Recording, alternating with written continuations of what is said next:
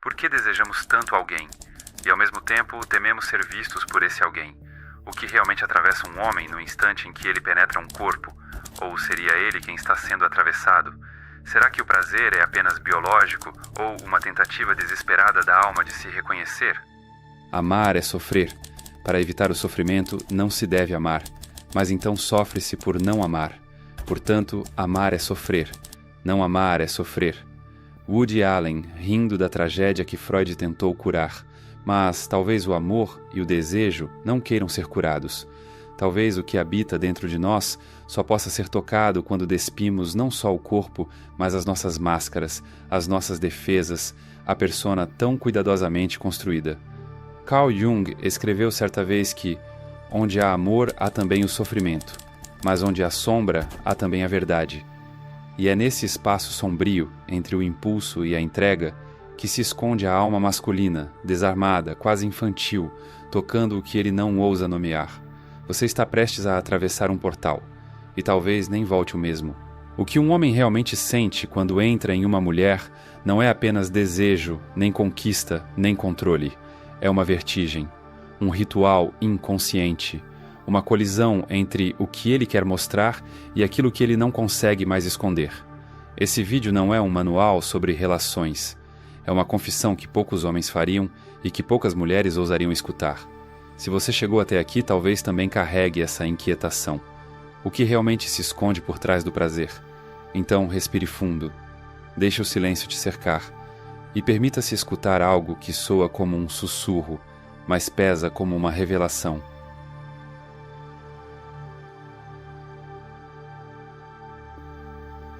Há um momento que ninguém comenta, um instante que parece invisível, mas que pesa mais do que 1000 palavras. Não é o toque, não é o gemido, não é o clímax. É aquele silêncio que vem antes e o vazio que se abre depois. Um vácuo que não pode ser preenchido com mais movimento, mais suor, mais força. Nesse instante o homem não está apenas dentro de um corpo, ele está diante de si mesmo. E isso para muitos é insuportável. O prazer que ele sente não é apenas físico, ele carrega uma ancestralidade de dor, de dúvida, de autoafirmação, de medo. Ele deseja e sim, mas o que ele realmente quer é ser escolhido, ser visto, ser validado, ser finalmente aceito como é, e não como aprendeu a parecer. Só que para isso acontecer, ele teria que se despir por dentro, e é aí que a maioria recua. Carl Jung dizia que a verdadeira transformação ocorre quando nos deparamos com aquilo que mais evitamos. E se tem algo que muitos homens evitam, é a própria vulnerabilidade. A ideia de ser tocado além da carne, de ser tocado na alma, provoca um pânico silencioso, não por maldade, mas porque o inconsciente grita por proteção. Quando ele entra em uma mulher, o corpo dele reage, mas é o inconsciente quem registra o impacto. Não é apenas um gesto sexual, é um ritual arquetípico, onde forças antigas, escondidas, esquecidas, são despertadas. A força do guerreiro o faz querer dominar, mas a fragilidade do menino ferido se pergunta em silêncio: e se ela enxergar aquilo que nem eu consigo aceitar em mim? É por isso que, muitas vezes, depois do êxtase, vem o afastamento, a frieza, a ausência inexplicável. Não é porque ele não sentiu nada, é porque sentiu demais, e o que ele sentiu não foi só prazer. Foi uma colisão entre o desejo e a vergonha, uma lembrança do que um dia faltou, o olhar que acolhe sem exigir, o toque que afirma sem cobrar, a presença que diz, eu vejo você, sem a necessidade de esconder nada, mas isso exige uma coragem que nem todo homem tem, porque é mais fácil encenar do que se entregar, é mais fácil conquistar do que ser tocado, é mais fácil ter controle do que se render ao caos do afeto. Quando Jung fala sobre o confronto com a sombra, ele não está falando de um evento extraordinário, está falando disso, de estar nu diante de alguém e perceber que o corpo está exposto, mas é a alma que está tremendo, e é aí que mora o abismo. Não contraste entre o que se quer sentir e o que se teme revelar, entre o impulso de se fundir e o reflexo de se esconder, entre o prazer e a verdade oculta que ele carrega.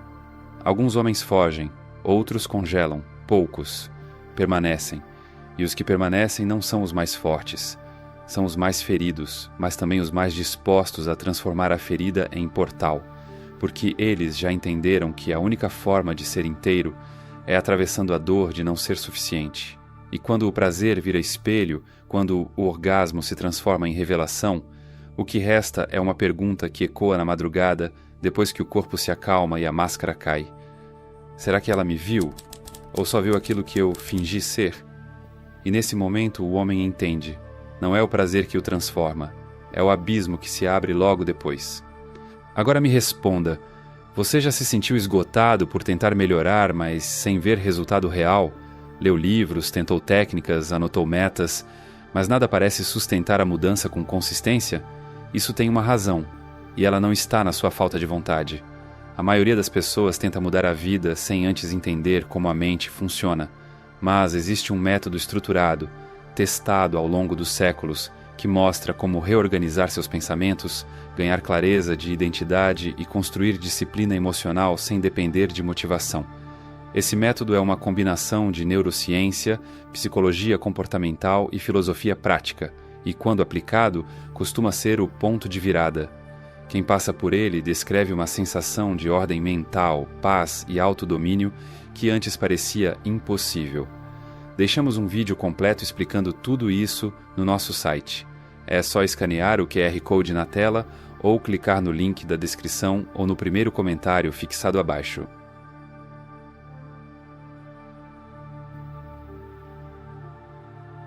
Ele parece seguro, seu toque é firme, seu olhar certeiro. A respiração acompanha um ritmo ensaiado, como se soubesse exatamente o que está fazendo. Mas há um detalhe que escapa à percepção comum. Por trás de cada gesto decidido, há um medo antigo sussurrando. Ele veste uma máscara. E essa máscara não é uma mentira, é uma proteção. É a persona que aprendeu a construir para sobreviver num mundo onde homens não choram, não hesitam, não tremem. Carl Jung chamou isso de persona. A aparência que mostramos ao mundo, o personagem que desempenhamos para sermos aceitos pela sociedade. Mas o problema com as máscaras é que, com o tempo, a gente esquece quem está por baixo delas. E então, diante da mulher que o toca, com o corpo ou apenas com o olhar, ele vacila. Por um instante, ele sente que pode ser visto. Não como o homem bem-sucedido, sedutor, dominante, mas como o menino assustado que ainda se pergunta: e se eu não for o suficiente? E se ela perceber que, por dentro, ainda sou frágil? Esse conflito não é visível aos olhos. Ele se revela no atraso de um gesto, na hesitação de um abraço, na súbita vontade de se afastar logo depois da entrega. Não porque ele não deseja, mas porque desejar para ele é perigoso. Significa baixar a guarda, significa deixar cair a armadura. Jung dizia que a verdadeira coragem não está em enfrentar o mundo, mas em olhar para dentro e encarar o que escondemos de nós mesmos. E nesse confronto interno, ele encontra dois arquétipos em guerra: o herói, que quer vencer, conquistar, provar sua força, e o menino ferido, que só quer ser amado sem precisar fingir. Quando esses dois se encontram, no leito, no olhar, no silêncio pós-prazer, algo se rompe. O herói percebe que não pode proteger o menino para sempre. E o menino, por sua vez, se cansa de fingir que é invencível. É nesse campo de batalha que muitos homens se perdem. Eles oscilam entre o orgulho e o isolamento, entre a arrogância que grita "eu não preciso de ninguém" e a solidão que sussurra "por favor, me veja". Mas nunca dizem isso em voz alta, nunca verbalizam o que sentem, porque o herói não pode demonstrar fraqueza. E o menino aprendeu que ser fraco é ser descartado. A mulher que o toca, que o escuta sem julgamentos, que o olha sem exigir perfeição, se torna, sem saber, um espelho implacável. Ela não diz nada, mas seu olhar atravessa. Sua presença desnuda. Ela vê não só o que ele mostra, mas aquilo que ele tenta esconder de si mesmo. É por isso que ele foge. É por isso que, às vezes, se torna frio, distante, indiferente. Não por maldade, mas por pânico. Porque ao se permitir ser visto, ele corre o risco de ser rejeitado não como personagem, mas como pessoa, e essa é uma dor muito mais difícil de suportar. O herói pode suportar derrotas, mas o menino teme ser abandonado. Esse é o verdadeiro conflito, não entre ele e a mulher, mas entre quem ele tenta ser e quem ele realmente é. E enquanto essa guerra não for reconhecida, ele continuará preso num ciclo. Aproxima-se, entrega-se, assusta-se, afasta-se, até o dia em que ousar fazer o impensável, tirar a máscara e permanecer, olhar-se no espelho do olhar dela e dizer: eu estou aqui, mesmo com medo, mesmo imperfeito, e nesse ato simples, porém revolucionário, algo se transforma, o herói enfim abaixa a espada, e o menino pela primeira vez é acolhido, não pela mulher, mas por ele mesmo.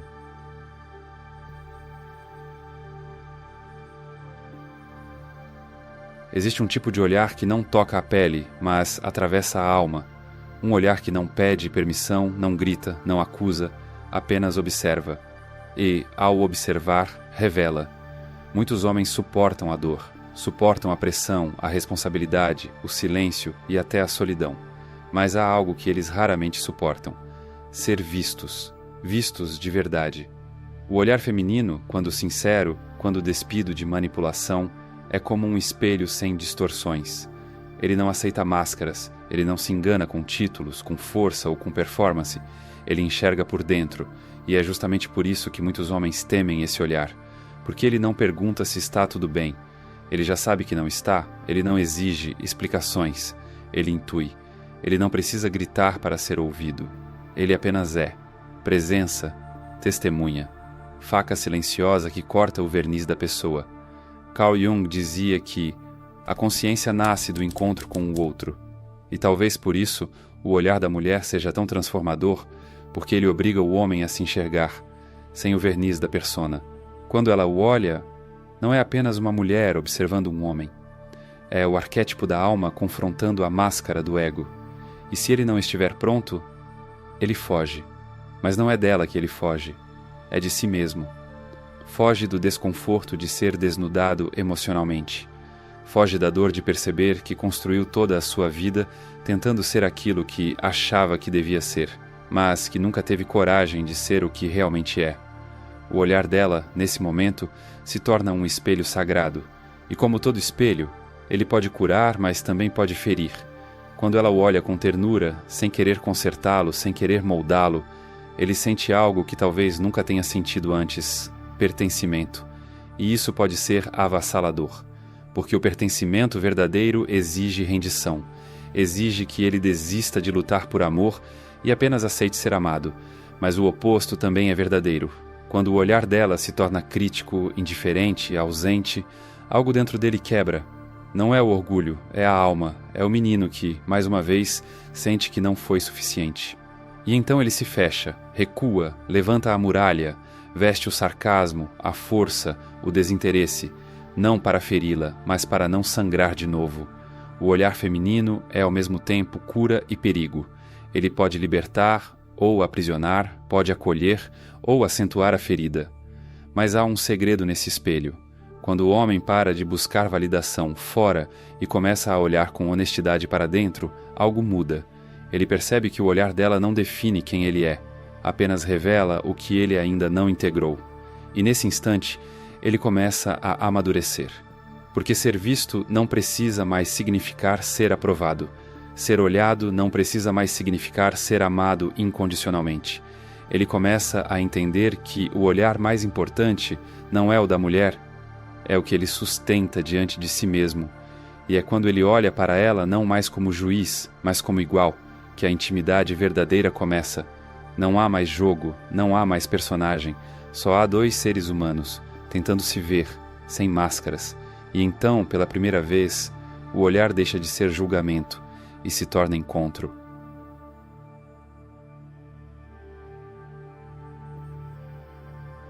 Há algo no corpo que precede a palavra, algo que fala antes da linguagem, antes da razão, antes do ego. O corpo é o primeiro altar, e também o último.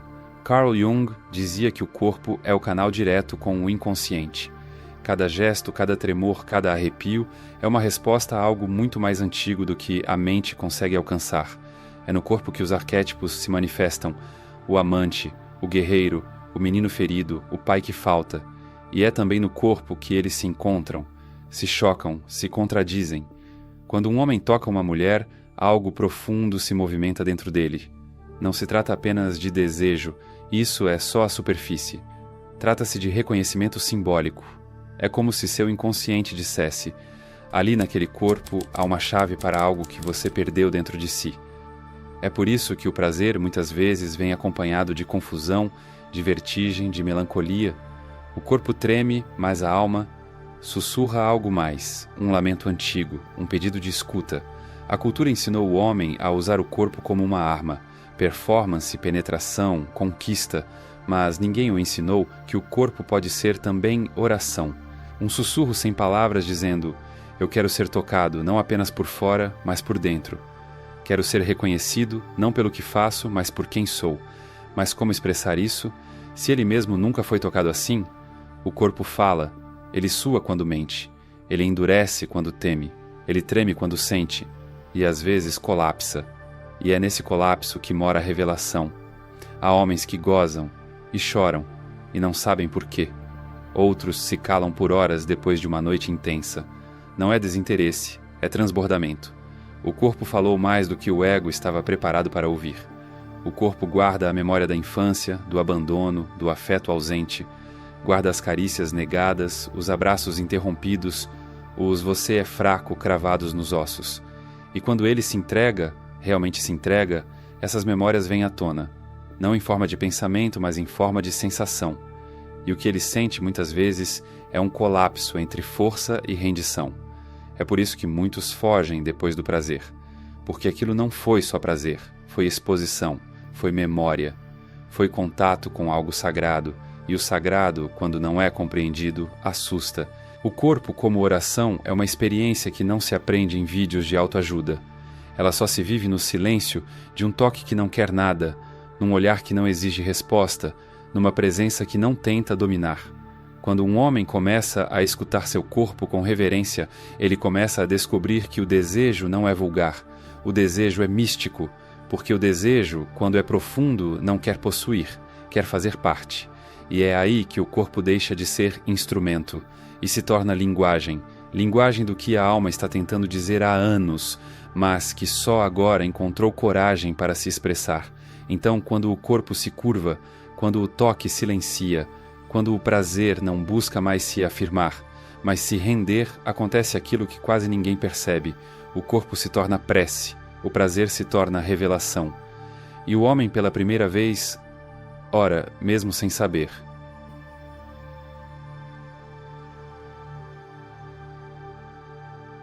Há um momento que chega sem aviso, mas nunca sem impacto. Um momento em que o prazer já passou, o suor secou, a pele relaxa, mas a alma continua em suspenso, como se algo ainda estivesse para acontecer. É nesse instante que o amor sussurra, mas o que ele diz nem sempre é fácil de escutar. Muitos acreditam que o amor vem como um presente, mas Jung nos lembra: o amor é na verdade um convite ao confronto. Confronto com as partes negadas, com as feridas não cicatrizadas, com o medo de ser deixado. O amor, para o homem que se permite sentir, não é um lugar de descanso. É um espelho onde ele vê o que mais temeu enxergar, sua incompletude. É por isso que muitos homens, ao começarem a amar de verdade, fogem. Não porque não sentem, mas porque sentem demais. Fogem do olhar que os atravessa, da intimidade que exige verdade, da entrega que não permite performance. Amar exige despir não o corpo, mas o controle. E o controle é tudo o que ele passou a vida tentando manter, para não se perder, para não se humilhar, para não repetir os erros de um pai ausente, de uma infância solitária, de uma cultura que ensinou que sentir é fraqueza. Só que o amor verdadeiro não negocia. Ele pede tudo. Pede que o homem se olhe no espelho e diga: eu tenho medo, e ainda assim, permaneça. Jung chamaria isso de movimento rumo à individuação, o processo de integrar o que foi separado, o masculino e o feminino, a razão e o instinto, a força e a fragilidade. Quando o homem aceita amar sem dominar, ele para de procurar a mulher certa e começa a olhar para dentro perguntando: o que nela me espelha que ainda não aceitei em mim? Porque a verdade é brutal, mas libertadora. Ele não foge da mulher. Ele foge do que ela desperta a criança ferida, o amante inseguro, o pai ausente que ele jurou nunca se tornar, o menino que queria colo e só aprendeu a dar ordens, o homem que se cansou de vencer e só quer ser. Quando esse homem, enfim, para de correr, não porque o medo sumiu, mas porque ele aprendeu a caminhar com o medo ao lado, o amor deixa de ser ameaça e se torna ponte. Ponte entre a dor e a presença, entre o passado e a escuta, entre o instinto e a consciência. Nesse momento, ele entende que o verdadeiro ato de coragem não foi conquistar a mulher, foi não fugir dela. Ou melhor, não fugir do que ela revela. E o amor, então, deixa de ser um campo de batalha e se torna um santuário interno, onde ele pode, enfim, repousar. Não porque foi aceito por ela, mas porque se aceitou nela. E nessa aceitação silenciosa, sem promessas nem garantias, algo novo nasce, um homem inteiro.